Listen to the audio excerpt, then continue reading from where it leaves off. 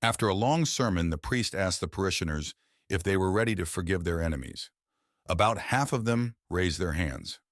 Dissatisfied with the result, the priest continued speaking for another 20 minutes, then repeated his question. This time, about 80% of the parishioners raised their hands. The priest preached for another 15 minutes and asked again if they were ready to forgive their enemies. The tired parishioners responded unanimously, except for one elderly woman who remained silent. "Mrs. Jones, aren't you ready to forgive your enemies?" I don't have any enemies. The elderly woman replied. "That's amazing. How old are you?" 93. "Mrs. Johnson, please come forward and tell us how a person can live to be 93 years old without having a single enemy." The small, sweet grandmother slowly walked to the front of the church, turned to the congregation, and said, It's not hard to understand. I just outlived those bitches.